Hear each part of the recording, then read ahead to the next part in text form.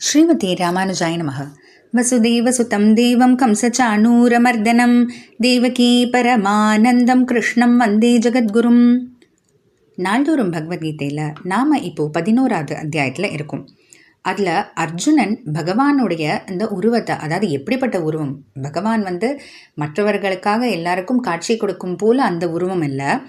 10வது அத்தியாயத்தில் இதெல்லாம் சொத்து கணக்குன்னு பகவான் சொத்து பட்டியலை சொன்னார் இல்லையா, அதையெல்லாம் சேர்த்து இருக்கக்கூடிய அந்த விஸ்வரூபத்தை பார்க்கணும்னு அர்ஜுனனுக்கு ஆசை. அதுக்கு நீ தான் எப்படியான வழி பண்ணணும்னு அர்ஜுனன் கேட்குறான். ஏன்னா அர்ஜுனன் போன்ற நம்மளை போன்ற ஒரு சாதாரண மனிதர்கள்லாம் நமக்கு இருக்கக்கூடிய அந்த ஊனக்கண்களால் பார்த்துட முடியாது இல்லையா, அதனால் அதுக்கு நீயே வழிபடணும்னு அர்ஜுனன் கேட்க, பகவான் சரி என்னுடைய பல்வேறு உருவங்கள் கொண்ட இந்த விஸ்வரூபத்தை நீ பார்க்கலாம் அப்படின்னு சொல்லி அதை எடுத்து தொடர்ந்து இந்த 6வது ஸ்லோகத்தில் சொல்கிறாரு.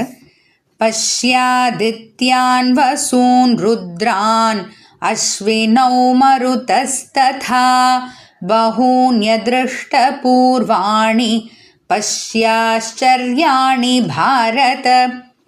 பஷ்ய முதல்ல எடுத்தோடனே பார்ப்பாய் அப்படின்ற, பார்ப்பாய் அப்படின்னா பார்க்க போகிற, ஏன்னா இன்னும் பகவான் காமிக்க ஆரம்பிக்கல, அர்ஜுனனும் பார்க்க ஆரம்பிக்கல. அதனால் பார்ப்பாய், எதை பார்ப்பாய் அப்படின்னா என்னோட உருவத்தில் ஒவ்வொரு இடத்துல ஒவ்வொருவர் இருப்பதை பார்ப்பாயின்றதை விளக்கப்படுத்தி சொல்கிறாரு. ஆதித்யான் 12 ஆதித்யர்கள், 10வது ஆதித்யர்லேயே ஆதித்யானா மகம் விஷ்ணுன்னு சொல்கிறார் இல்லையா, ஆதித்யர்களுக்குள்ளே நான் விஷ்ணு. அப்போ மொத்தம் 12 ஆதித்யர்கள்.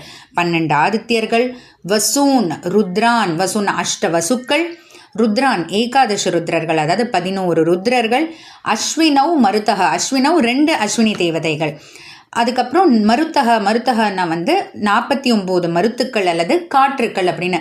இவங்க எல்லாரையும் சேர்த்து பார்க்கும்போது நமக்கு கணக்கு, அதாவது பார்த்திங்கன்னா 12, 12 8 20, அப்புறம் ஒரு 11 31 2, இது எல்லாத்தையும் நமக்கு சேர்க்கும்போது 33ன்னு கணக்கு வர்றதுனால தான் 33 கோடி தேவர்கள் அப்படின்னு சொல்கிறது உண்டு.